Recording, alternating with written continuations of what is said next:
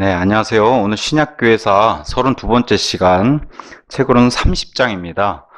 기존에 말씀드렸다시피, 시중에 나와 있는 책에는 이 장이 없습니다. 그래서 우리 그 신학원 수업 듣는 분들만 특별하게 이 장을 볼 수 있다는 거 참고하시고, 오늘 제목은 서구 문명의 황혼기에 있는 신약교회입니다. 그래서 예수님께서 요한복음 9장 4절에 말씀하신 것처럼 제가 읽어드릴게요.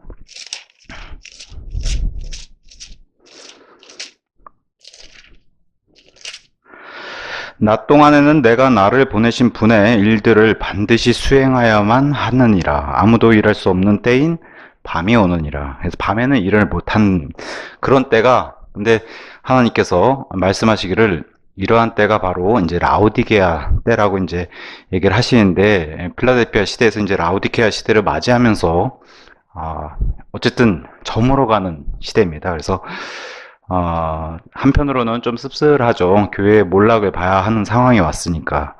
자, 라오디케아 시대에 이제 배교의 열매들이 이제 많이 맺히기 시작하는데, 종교와 과학의 발전이 이루어진 1901년부터 이제 1960년대까지 사이에 우리 다니엘서 12장 4절처럼 얼마나 빨리 달릴 수 있는 가를 자랑하는 한 사람을 보는 것과 같다. 러커 목사님이 이렇게 얘기를 했습니다.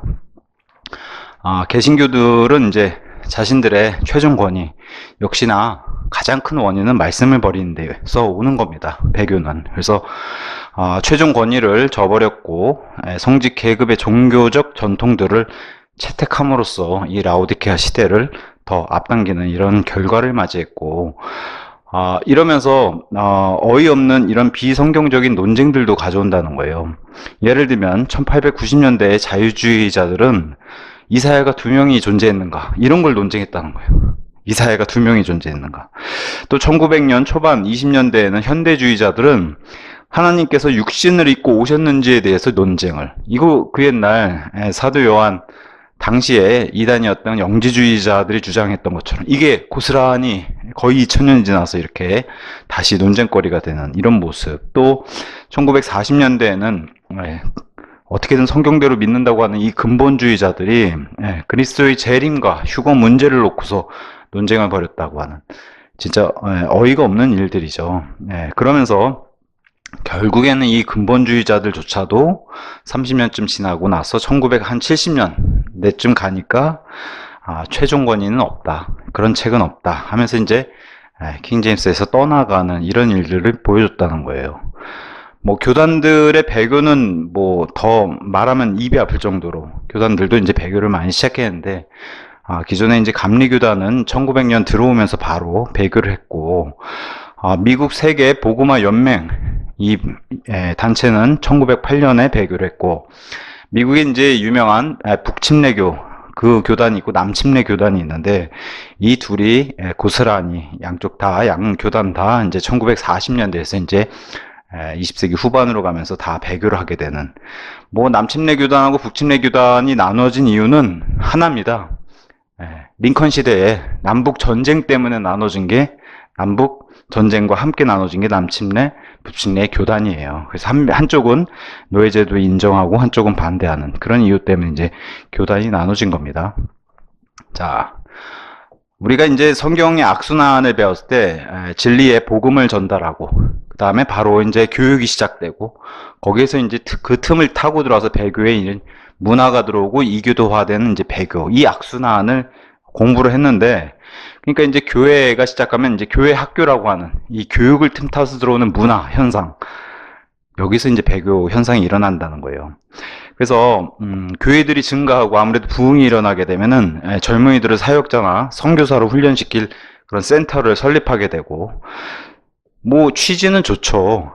시작은 나쁘지 않습니다. 다 사역을 위해서 같은 교리를 가진 지역교회들에 의해서 공통적인 그런 일꾼들을 키워야 하니까 학교가 설립되고 또 지원을 받게 되고, 특히나 미국은 이제 여름 성경 캠프들을 만들어서 학교 가을 수강, 뭐 미국은 이제 가을이 1학기니까요. 그래서 가을 수강 인원수를 높이게 되고, 교사들과 때로는 목사들도 지식을 자랑하기 위해서 힘과 권위를 과시하고 싶어서 이 여름 캠프 학교에 들어온다는 거예요. 러커 목사님이 이렇게 봤습니다. 자, 이렇게 하기 위해서 최선의 방법은 또 어떻게 해요? 목사나 교사들이 지식 자랑하러 들어오면 또 헬라어 원본을 가지고 들어와서 목사들이 지역교회를 자신만의 스타일로 세우고 또 원본 이런 걸로 가치로 세우고 회중을 섬기는 기준이 되는 그 권위의 책을 어떻게 돼요? 원어로 고쳐야 된다. 결국 이제 최종 권위, 우리가 손에 쥐고 있는 이런 최종 권위에서 멀리 떠나게 만든 이런 일들을 성경 교사들이나 목사들이 이제 우선적으로 한다는 겁니다. 아이나 다를까 수년이 조금만 지나면은 최종 권위가 성경대로 믿는 그리스도인이 아닌 성경을 고치는 자기중심적인 자들로 구성된 그런 학교로 탈바꿈하고 옮겨가게 되고 결국에는 성경을 거부하는 배교자들을 길러내는 이런 이제 악순환 배교의 길을 걷게 된다고 이제 얘기를 했습니다. 자, 복음주의자들, 미국의 복음주의 부흥 시대에는 굉장히 좋은 이런 호칭인데 결국엔 이제 복음주의자들도 이제 배교를 하게 됐다 이제 얘기를 합니다.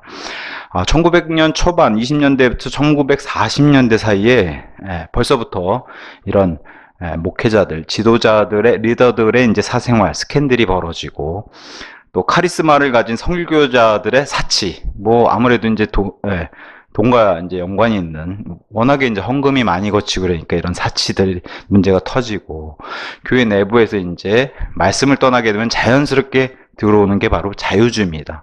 유럽을 강타해가지고 배교하게 만든 게 이 자유주의인데 어김없이 이제 미국에도 이게 들어왔다는 거고 하나님으로부터 전반적인 이탈로 인해서 여지없이 복음주의자들도 타격을 받게 되는 이런 현상을 맞이했다는 거예요. 또 당연하겠지만 이 타격은 킹제임스 성경이 하나님의 말씀이 아니라는 사람들을 또 심지어 성도들을 자꾸 이렇게 설득한다는 거예요. 성도들도 이렇게 설득을 당하면 심지어 조금 믿겠다고 온 그런 불신자들은 너무 당연하게 말씀에서 떠나는 건 더 당연하겠죠. 당연히 말씀에서 떠나면 배교, 그 다음에 큰 재앙이 뒤따르는 건 너무 당연합니다. 그래서 1950년대쯤에는 로마 카톨릭 교회가 미 북부 도시들을 상당히 많이 장악했다. 역시나 틈을 주면 그 틈과 빌미를 주면은 장악하게 돼 있는 겁니다. 그래서 심지어 1942년 이런 사건이 있었다고 해요. 클리브랜드 주의 스테틀러라고 하는 호텔에서 개신교도들이 로마 카톨릭에서 하는 죽은 자들을 위한 죽은 성인들을 위해서 기도를 하고 자기의 또 마치 그 연옥에 가 있다고 하는 그 로마 카톨릭 교리에 따라서 죽은 자들을 위해 기도를 하고 마리아를 하나님의 어머니로 경외하는 이런 일까지도 발생했다는 거예요. 개신교도 타락을 하면은 결국엔 로마 카톨릭의 길로 옮겨가서 이런 일을 얼마든지 벌일 수 있다는 그런 사례로 이렇게 들었습니다. 자, 복음주의자도 이렇게 배교를 했는데 근본주의자들 그래도 조금 더 버틴 것 뿐이에요. 19세기에서 20세기 이제 근본주의자들 그 다음에 보수주의자들 이런 사람들도 어김없이 이제 배교를 했다는 겁니다. 그래서 자유주의자들과 현대주의자들하고 같이 공모해서 역시 가장 큰 배교는 뭐예요? 성경에서 떠나는 거예요. 가장 큰 배교는 하나님께서 영감으로 기록해 주시고 보존해 주신 킹제임스 성경에서 떠났기 때문에 이런 일이 벌어진다. 이게 이제 가장 큰 배교입니다. 자, 그럼에도 이제 역시 과거 로마 카톨릭 중세 시대에도 그렇게 완전한 암흑 시대에도 반딧불처럼 작은 불빛들을 비추는 그런 그리스도인들이 있었는데 이 라오디케아 시대에도 어김없이 그래도 하나님의 사람들은 여전히 존재합니다. 그래서 그럼에도 꺼져가는 이런 불씨 가운데서도 작은 불빛들을 내는 이런 것들도 이제 살펴보겠습니다. 자, 혼란스럽죠. 배교, 횡포, 거룩한 위선, 거룩한 척하는 위선입니다. 이런 속에서도 성경적인 목소리들을 볼 수는 있습니다. 여전히 하나님의 사람들이 있다는 거예요. 그래서 꽤 유명한 협회입니다. 단체인데 국제기도원협회. 저도 언젠가 이 호텔 외국에 나갔다 호텔 방문했을 때 서랍을 열었더니 거기에 이제 항상 호텔에 비치해 놓은 지금은 찾기는 너무 힘들어요. 근데 과거에는 이렇게 서랍을 열면은 거기에 기도원협회에 찍힌 이런 영어 성경이 있는 것을 발견할 수 있는데 요새는 찾기가 힘들더라고요. 어쨌든 1908년에 설립된 이 기도원협회 1950년대 이 중반까지도 성경을 36만 6천 권을 외국에 보급했고 그 중에 370만 권을 킹제임스 성경 370만 권을 미국에 보급하는 이런 일도 했고 특히나 뭐 해외로 파병가 있는 이런 미군들 포함해가지고 전 세계에 미군의 1300만 권의 킹제임스 성경을 미군에 기증하는 이런 일까지도 한 그런 좋은 단체입니다. 특히나 이런 1300만 권의 이런 숫자는 개혁성경이라든가 미국 표준역 아니면 신표준역의 판매 권수를 합친 것보다도 이런 현대 역본들보다도 더 많은 수의 그런 킹제임스 성경을 50년 동안에 보급한 국제기도원협회가요. 그리고 더 참고로는 1880년대부터 1980년 100년 동안에 영국에서 출간된 킹제임스 성경의 수는 위에 이 현대 역본 같은 기간에 나온 이 현대 역본을 합친 것보다 2배 이상 킹제임스 성경이 많이 출간돼서 보급됐다는 거 이렇게 참고로 알려줬습니다. 안타까운 거는 제가 이제 국제기도원협회 한국에도 있어요. 한국 국제기도원협회가. 근데 이제 이게 킹제임스 성경을 이렇게 잘 보급하는 이런 좋은 단체인데 우리나라로 오면서 개혁 성경으로 바뀌어요. 그게 좀 안타깝더라고요. 예. 자, 그 다음에 이제 뭐 포켓 성경 협회라든가 성경 묵상 협회, 성경 암송 협회 등이 이제 설립해서 이제 좋은 활약을 벌였습니다. 그 중에 특별히 런던의 트리니테리언 성경 공회가 활약을 또 두드러지게 보여줬는데 1831년에 이 런던의 트리테리언 성경공회가 창립할 때 이러한 헌장을 이제 걸었던 거예요. 본 공회는 킹제임스 성경 외에는 다른 역본들은 보급하지 않는다. 너무 멋있죠. 너무 멋있습니다. 이것을 1900년 후반까지도 고수했는데 왜 이 후반까지 고수로 이렇게 해놨겠어요? 이후에는 역시 좋지 않은 모습을 보였겠죠. 어쨌든 너무 멋진 이런 활약들을 하는 단체들이 있었습니다. 이 시기에 이제 많은 대표적인 설교자들도 있었어요. 과거처럼 그렇게 크나큰 그런 대부흥의 시대는 아니지만 물론 마지막 빌리그레함이 여기 딱 걸립니다. 마지막 세대의 그 대부흥 7차 마지막 7차 주역이 한 명은 있고 그 외에도 유명한 사람들 밥 슐러, 뭐 윌리엄 와드, 에이어 좀 이따 다 살펴볼 겁니다. 찰스 플러 신학교로 유명하죠. 하이만 애플만, 또 존 알 라이스, 해리 아이언 사이즈, 우리가 잘 알고 있는 빌리 그레함, 에말디안, 알주리 같은 이런 대표적인 설교가들이 활약했던 시대가 바로 요 시대. 안타깝게도 이 사람들은 필라델피아 시대가 아니라 라오디케아 시대로 이제 활약을 했다는 점. 자, 그 다음에 이 시기에는 어쨌든 구식의 이런 학파로 분류되어 있는 뭐 하이만 애플만, 그리고 우리가 사랑하는 클라리스 라킨, 여기에 1세대죠. 구식 학파로 속하게 되는 이런 사람도 있었고, 또 밥슐러 같은 신식 학파, 아니면 뭐 독립적인 사역들로 각각의 청년 사역, 뭐 유아 복음 전파, 변호사, 변증가, 사업가, 선교사, 자기의 그런 직업을 가지고도 사역을 한 사람들, 아니면 아예 그냥 전적인 사역으로 전인 사역을 뛰어들어서 이렇게 한 사람들 해서 이렇게 독립적인 사역들도 있었고, 또 기존에 믿음의 선조들이 해왔던 기독교 라디오 방송, 특히나 이제 MRD안 박사님이라든가 아니면 찰스 플러라는 이런 사람들이 기독교 라디오 방송을 활용해서 사람들에게 복음을 전하고, 또 노리스와 라일리의 열정적인 기질을 가진 뭐 미국 전역을 흔들었던 이런 설교가들의 후예들도 많이 여전히 활약을 하는 이런 시대가 그래도 라오디게아 시대라고 이렇게 알려져 있습니다. 로커 목사님이 자신 있게 얘기해요. 미국의 최초 권리장전, 이 종교의 자유를 보장, 또 그것을 지킬 수 있는 기관은 침례교회밖에 없다. 왜냐면 다 배교하고 다 떠났다는 거예요. 장로교도 복음 전파자들인 것처럼 보였으나 실패했고, 그래서 과거에 장로교회도 얼마나 많은 훌륭한 설교가들이 있었어요. 대표적으로 이제 뭐 조지 위필드가 장로교 사람이잖아요. 이런 사람들, 아니면 메이첸, A.T. 피어슨, 루이스 탈봇 신학교로 유명한, 그 다음에 주석서로 유명한 바나우스, 이런 사람들의 장로교 시대는 다 끝났다는 거예요. 초교파 교도들도 우리도 침례교회처럼 이런 자세를 취했는데 역시나 실패했다는 거예요.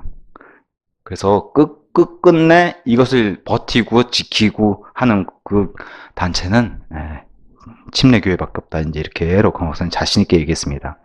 왜냐하면 교회사가 이런 시대를 맞이할 수밖에 없는 것은 이미 교회사가 지구를 한 바퀴 돌았다는 거예요. 성령님의 그 복음이 한 바퀴 순환을 했기 때문에 이제는 황혼기, 노을이 지고 해가 지는 그런 시대를 맞았다는 겁니다. 그럼에도 불구하고 이 황혼기에 활약한 이 지도자들을 보면서 주님께서 이렇게 목적을 두시고 역사를 하시는구나. 뭐 예전처럼 뭐 미국 전역이 들썩이진 않지만 이 사람들 통해서도 이렇게 하나님이 역사를 하시는구나. 그래서 하나님의 역사는 정확하게 보여줬다는 거예요.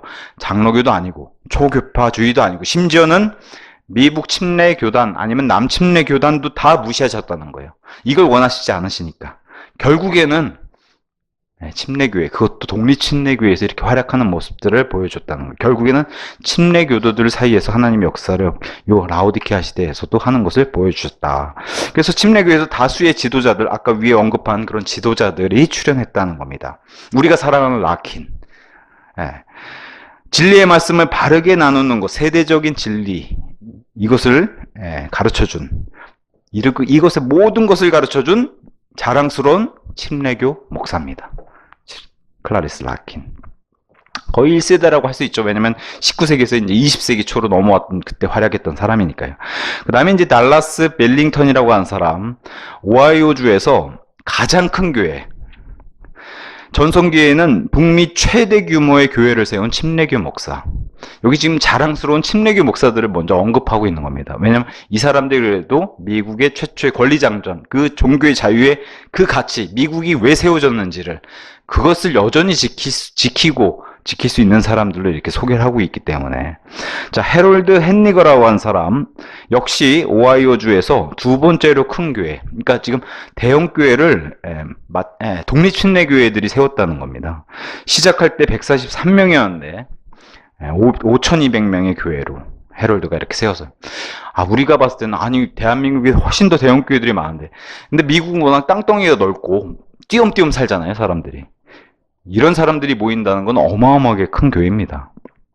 자, 그 다음에 이제 루이스 엔츠밍거라고 하는 사람, 프랭크 노리스의 주일학교 총책임자로 같이 사역을 했던 사람으로서, 이후에 이 사람이 미국에 이제 또 미국을 넘어서 전 세계의 주일학교, 표준적인 주일학교의 그 표준을 제시한 그런 사람으로 이제 알려져 있습니다. 이 사람 때문에 온 세상에 주일학교는 이렇게 운영하는구나, 이렇게 홍보하고 이것을 알게 된, 그 만든 사람, 고안해낸 사람이 루이스 엔치밍거라고 이제 알려져 있습니다.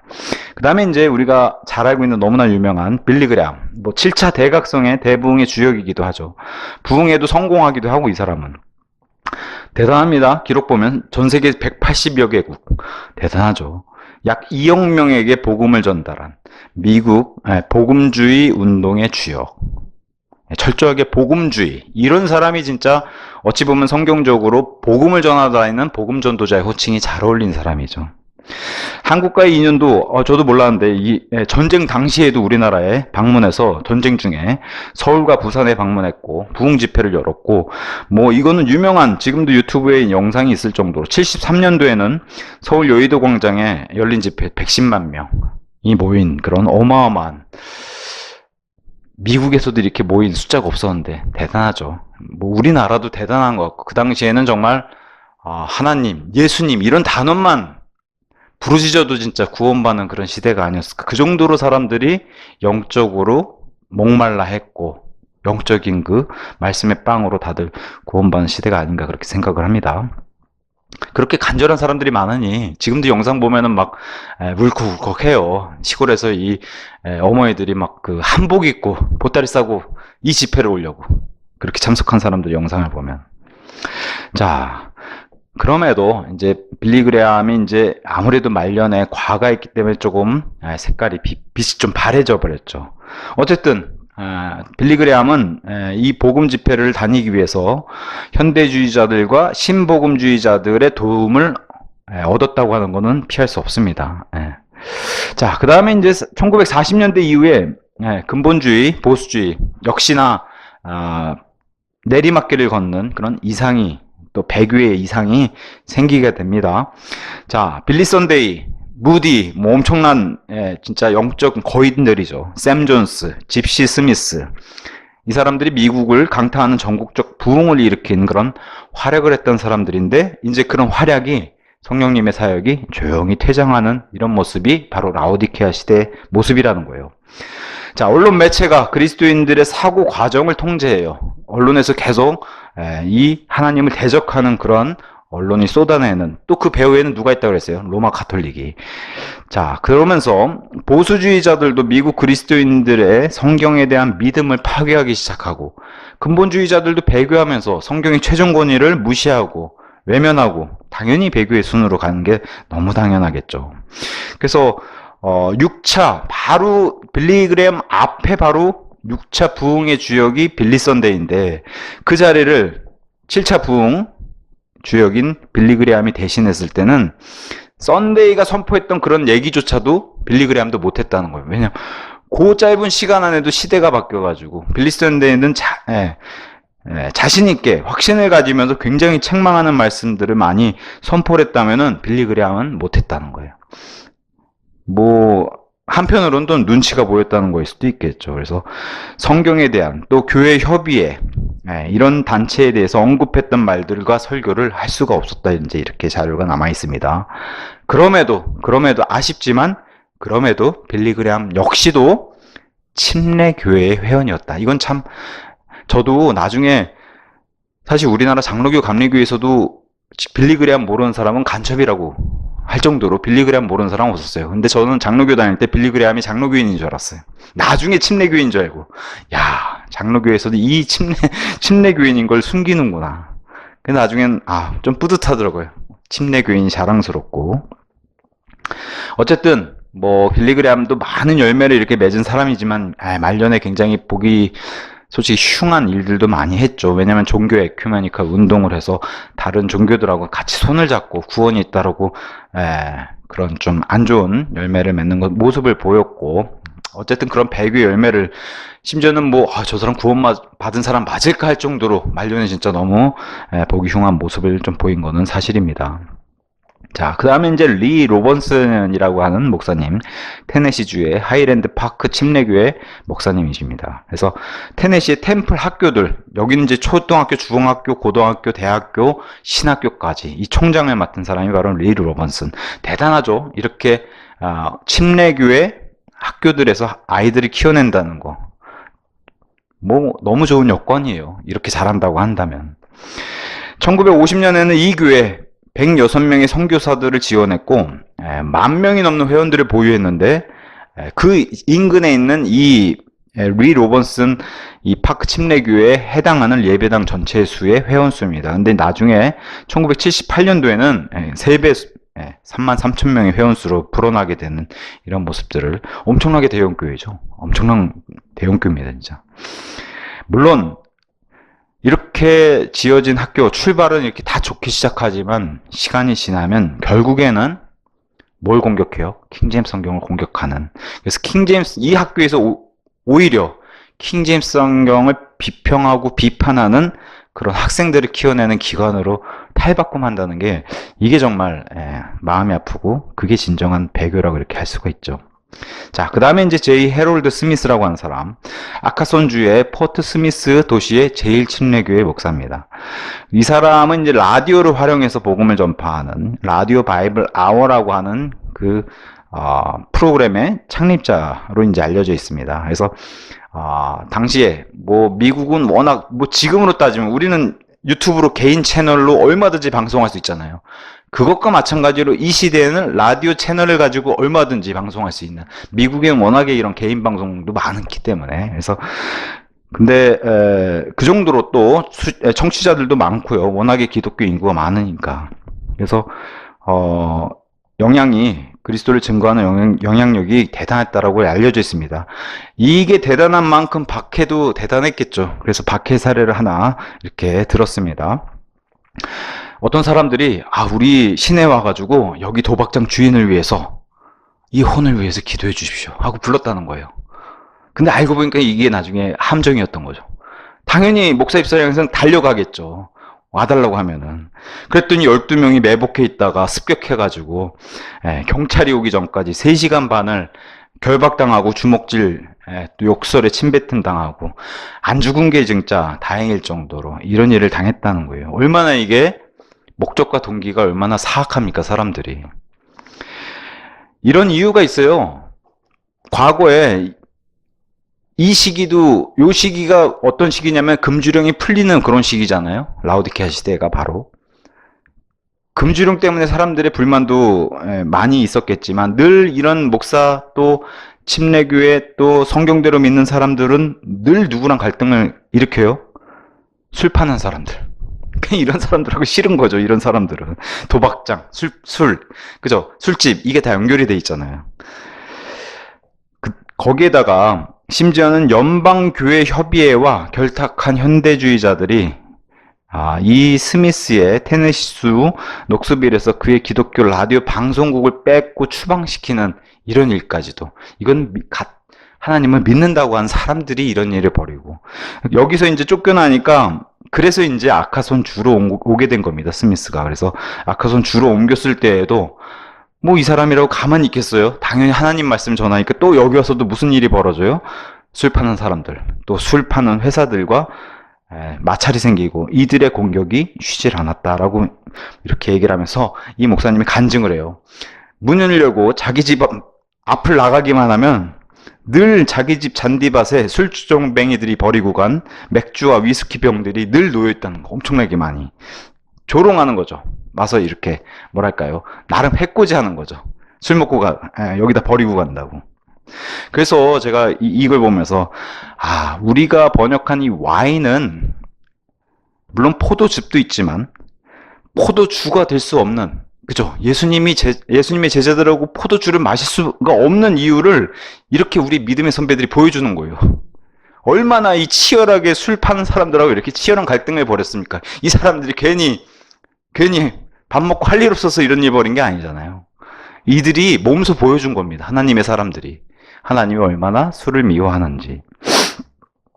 자, 그 다음에 이제 해리 아이언사이즈라고 하는 목사님, R.A. 토레이 사역을 이어받은 그런 사람으로 알려져 있습니다. 토레이는 무디와 함께 복음주의 운동을 이끌었던 그런 엄청난 또 영적 거인이죠. 그래서 해리 역시도 거리 설교, 구세군과 함께 개인 사역을 했고, 그의 초기 설교에는 매우 솔직하고 담백한 이런 문구들을 사용해서 설교한 것으로 이제 알려져 있습니다. 잠깐 소개해드리면은, 지옥불 속에는 영원히 울고 있을 잃어버린 혼들이 있을 것입니다.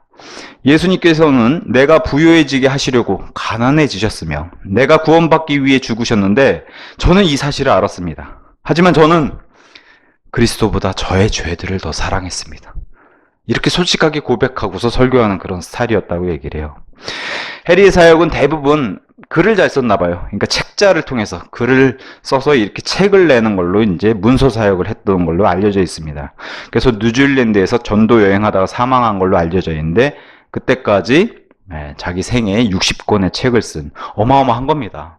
논문으로 책 한 권 쓰려고 해도 정말 머리가 터지게 스트레스 받으면서 정말 6개월, 1년은 꼬박 쓰는데 그것도 못 써가지고 또 해를 넘기기도 하는데, 60권의 책을, 그것도 사역을 하면서 전도를, 여행을 다니면서 쓴다는 것은, 더군다나 지금처럼 무슨 뭐 아이패드가 있고 스마트폰이 있고 이런 시대가 아니잖아요. 글과 종이로 써야 되는 그런 시대인데 대단합니다. 어쨌든 해리는 전천년주의자, 뭐 너무 당연하지만 형제회 출신이었고 초교파적인 사람이었다. 복음을 위해서. 자, 그다음에 이제 R.G. 리라고 하는 사람, 테네시주 멤피스에 있는 벨레뷰 침례교회 목사님입니다. 자, 이 교회에서 1953년도에 회원수가 약 8,000명, 여기도 어마어마한 대형 교회. 이 정도면 사실 미국에서 메가 철치라고 얘기할 수 있겠죠. 1930년에서 40년 사이에 1년 동안 1년에만 약 400명의 회신자들을 얻었다고 보고를 합니다. 이렇게 보고가 되어 있어요. 그래서 로버트 리, 이 사람은 죽을 때까지 남침례 교인이었으며 이 교단의 회장을 3번이나 선출된 정도로 그렇게 사람들에게 아주 평판이 좋은 그런 사람으로 알려져 있습니다. 다만 이 사람도 부정적인 면이 있는데, 로버트 리가 이 교단의 목자로서 지도하는 동안 이 교단은 구원받지 않은 자유주의자들에게 돈을 주면서 젊은 남자들에게 강의를 하게 했고, 그러니까 쉽게 말하면 이 강단을 내줬다는 거죠, 불신자에게.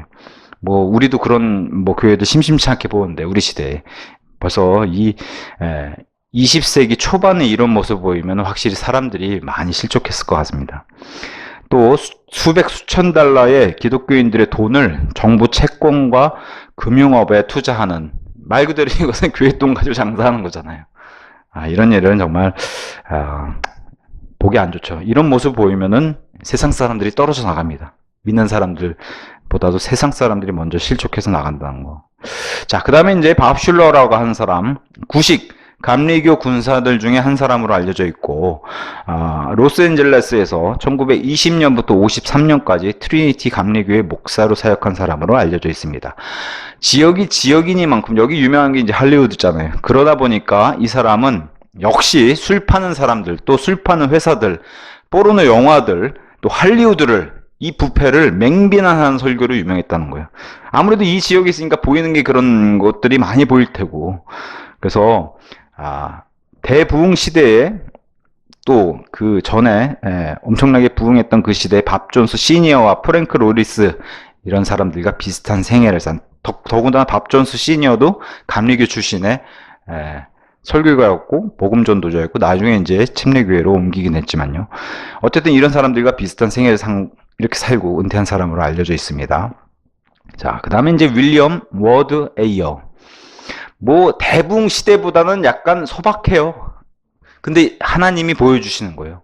대붕 시대에 그렇게 폭발적인 문을 열어주실 때가 있고, 이렇게 각자 맡긴 대로 하나님의 맡은 사역들을 이렇게 신실하게 하는 사람들을 또 보여주는 이런 시대가 있고요. 자, 윌리엄 워드 에이어라고 하는 사람, 빌리 선데이 부흥에서 구원받은 사람으로 알려져 있어요. 그래서 감옥들과 거리에서 설교하면서 사역을 이렇게 시작했고, 반갑습니다. 뉴욕 갈보리 침례교회, 뉴욕 갈보리 침례교회로 들어가서 여기서 사역을 하면서 이제 라디오 방송 사역도 같이 한 걸로 알려져 있습니다. 얼마나 뉴욕이란 도시가 엄청나게 대도시고 지금도 대도시잖아요. 뭐 이 시대에도 대도시였고, 뉴욕은 1947년경에 뉴욕에서 자신있게 이렇게 얘기하더라고요. 로커 목사님. 세 번째로 가장 유명한 사람이었다. 심지어는 뉴욕 시장보다도 유명했고, 락펠러가 얼마나 유명해요. 이 유대인 자본가, 엄청나게 부유한 사람, 이 사람보다도 유명했고, 심지어는 베이브 루스라고 전설적인 프로야구 선수입니다. 그죠? 이름만 들으면 아는. 이 사람보다도 유명했다는 거예요. 그러니까 이런 사람들보다 얼마나 그 당시에 이렇게 일반 사람들에게도 이런 설교가들이 유명했는지를 살펴볼 수 있죠.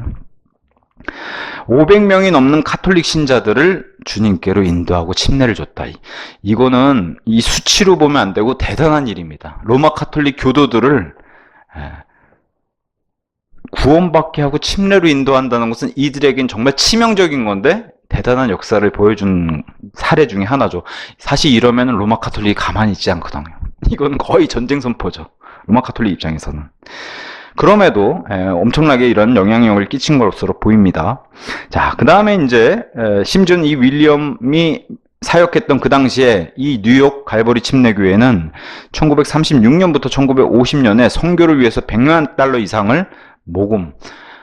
지금도 대단한 금액인데 당시 지금으로부터 거의 한 100년이 넘는, 아니죠, 100년은 안 되는군요.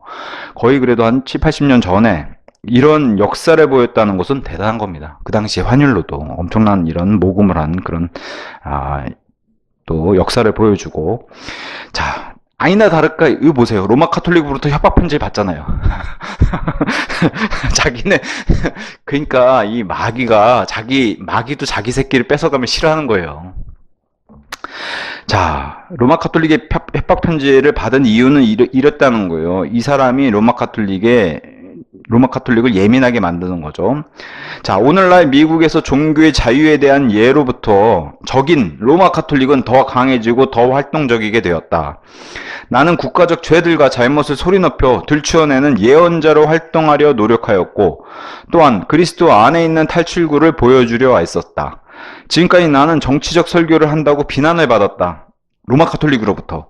그러나 나는 오늘날의 문제들을 인식하지 못하는 설교가들에게 동정을 베풀지 않았다. 이 문제들의 해답은 그리스도 안에 있는 것이다 라고 말했다. 로마 카톨릭이 지칭해가지고 계속 책망하고 비평하고 비판하고 이러니까 로마 카톨릭으로부터 협박 편지들을 받았다는 거예요. 이런 선포를 했기 때문에. 근데 로마 카톨릭은 바로 바티칸 종교 조직의 정치적 계획들과 정치적 목표들을 폭로하려고 할 때마다 어떤 사람이 로마 카톨릭과 심지어는 개신교, 교회협의회 같은 이런 단체들도 불쑥 튀어나와가지고 정치에 간섭하지 말라. 이게 뭐 정치 설교, 뭐 좌파 우파 이런 설교한다는 게 아니에요. 로마 카톨릭이 얼마나 배후에서 이 정치적으로 움직여가지고 배후에서 이렇게 영적인 세력을 조종하는지, 심지어 거기에 이런 교회협의회 이런 단체들도 편승해가지고 그러니까 그것을 비판하면은 자신들의 정치에 간섭하지 말라고 이렇게 방어를 치고 나오는 거죠. 항의를 받게 되는 거죠. 왜냐? 로마 카톨릭은 겉으로만 종교적인 모습을 보였지 속은 까보면 정치인들이잖아요. 다. 나라 돌아다니면서 복음을 선포하지는 않고 정치인들 만나서 정치적인 멘트를 그런 교제를 하잖아요. 그죠? 그래서 바티칸 국가와 교회협의회는 20세기가 시작한 이후로 오로지 정치에만 전념을 했다는 거예요. 미국도. 뭐 로마 카톨릭은 이런 모습을 너무 많이 보였고 기록상 로마 카톨릭은 1800년 이후로 어떻게 구원을 받는가 사람이, 죄인이 또는 그리스도의 재림에 대해서 다른 사람이랑 얘기하는 교황을 못 봤다는 거예요. 공식적으로 기록상. 이 두 가지 어떻게 사람이 구원받는가, 예수님의 재림, 이 두 가지 사항이 성경의 4분의 1의 교리를 차지하고 있는데도 뻥끗 안 한다는 거죠. 이게 바로 로마 카톨릭이 그런 데 관심이 있는 게 아니라 오로지 정치에만 관심이 있다는 걸 보여주기 때문에 이 사람이 그래서 이것을 비판했을 뿐인데 오히려 정치적인 간섭, 정치적인 설교하지 말라고 엄청나게 항의를 받는 이런 일들을 보았다는 겁니다. 더군다나 로마 카톨릭은 그렇다 치고 교회협의회, 이 뭐 하나님의 구원받았다고 아니면 하나님의 사람들이라고 하는 이 개신교 쪽도 왕국을 불러오는 일, 이게 소위 말해 왕국 건설자들이라고 해가지고 이 땅에 유토피아를 세우려고 하는 사람의 힘으로 이런 인본주의 시계 이런 일에 매진하고 있다는 거예요. 교회협의회. 뭐 멀리 찾을 거 없어요. 그냥 WCC 생각해보면 돼요. 그런 사람들이 만나서 하는 일이 뭐예요? 맨날 정상에서 만납시다. 그죠? 왕국을 우리 손으로 합시다. 이거잖아요. 근데 이 얘기하는 거예요 지금. 교회협의회라고 하는 사람들도 결국엔 그런 거 만나서 맨날 그냥 투표하고 법안 바꾸고 이런 거에만 열중한다는 거죠. 복음이나 진리를 전달하는데 열중하는 게 아니라 이런 거를 책망을 하면은 역공을 받는다는 거죠. 그래서 이들 왕국 건설자들은 이런 데 목소리를 높인다는 거예요. 전혀 영적인 일이 아니라 그저 세상적인 땅의 일, 도시 재개발, 억압받는 소수민족들, 사회평등, 여성과 LGBTQ 동성애자들, 이들의 권리, 소득세, 건강보험이 어떻게 되는지, 군축, 핵을 반대하고, 전쟁 반대하고, 대외 원조물자 이런 데 관심 있고, 사회보장, 평생소득보장, 빈민자들 아니면 뭐 노숙자들 이런 식권을 어떻게 뿌릴 거냐 이런 데만 관심 있는 이게 바로 사회복음이거든요. 하나님 사랑을 건너뛴 이게 저주받을 복음이에요. 하나님의 복음을 전하지 않고, 그죠? 은혜의 복음을 건너뛴 사회복음. 이거 하면 구원받을 줄 아는. 이게 바로 러커 목사님 얘기하는 왕국 건설자들. 예수님 없이 왕국을 세워보자. 그게 로마 카톨릭이나 교회협의회나 뭐 WCC든 WEA든 다 똑같다는 거예요, 그게. 윌리엄은 그래서 이들 위선자들에 대해 설교를 주저하지 않았는데 로마 카톨릭과 교회협의회, 뭐 NCC 이런 이것을 윌리엄을 향해서 정치적인 설교다. 정치적인 설교다. 너는 비판하는 정치적인 설교다. 이렇게 이제 항의를 했다고 합니다. 자, 그럼에도 자, 이렇게 하나님의 사람들이 라오디케아 시대에도 여김없이 있었어요. 그럼에도 불구하고 뭐 영국은 이미 지기 시작했지만 이 미국에도 어둠이 드리워지기 시작했다. 너무 안타까운, 이게 이제 씁쓸한 거죠. 라오디케아 시대를 어쩔 수 없이 바라봐야 하는. 근데 우리가 사는 시대가 이 시대거든. 우리는 라오디케아 시대에 더 끝물에 와 있기 때문에. 자, 독일과 스페인, 뭐 자유주의, 뭐 계몽주의, 뭐 진화론, 공산주의가 강타해가지고 유럽은 이미 한바탕 휩쓸고 가고, 영국이 그렇게 해서 무너지고, 독일로 시작해서 스페인이 무적 함대가 함몰했죠. 그죠? 침몰했죠. 그때 유럽에 드리웠던 그 어둠과 같은 어둠이 이제 미국까지 도달했다는 거예요. 1582년 이 종교개혁 성경에 맞서기 위해서 로마 카톨릭의 예수회에서 만든 영어 성경 그 이후에 이제 그 계열로 나타난 뭐 ASV, NASV, 뭐 미국 표준역 NIV 이런 미국 개혁 성경, 이런 신개혁 성경 이런 것들의 뿌리가 바로 예수의 성경과 동일한데 이런 것들을 오히려 성경대로 믿는다고 하는 근본주의 보수자들에 의해서 복원됐다는 거예요. 예수의 성경이 원래 죽어서 없어져야 되는, 사장돼야 되는데 오히려 그걸 꺼내가지고 근본주의 보수주의자들에 의해서 현대 역본들로 복원이 되어버렸다는 거예요. 이러니 라우디케아 어둠이 안 올 수가 있냐는 거죠. 그래서 주님께서 로마서 1장 말씀처럼 gave up, gave up, gave over 이렇게 배교하도록 내버려 주신다는 거예요. 말씀에서 떠나니까 당연히 이런 열매가 맺는다는 겁니다. 이 배교에 하필이면 앞장선 사람들, 그래서 로커 목사님 처음부터 아마 이 교회사 수업 초반부터 계속해서 동일하게 주장해 온 게 있어요. 이 배교를 가장 먼저 앞장서서 한 사람들이 바로 신학교 교수들이다. 이 나쁜 사람들. 이렇게 얘기하잖아요. 여기도 동일하게 얘기합니다. 여전히. 프리스톤, 플러. 아까 정말 찰스 플러는 이렇게 안 했는데, 오히려 좋은 학교가 세워지고 나서 이 이후에 이런 일들이 벌어진다는 거예요. 밥 존스 대학교. 시니어는 안 그랬는데, 주니어는 배교하고, 그죠? 무디가 얼마나 엄청난 사람이었습니까?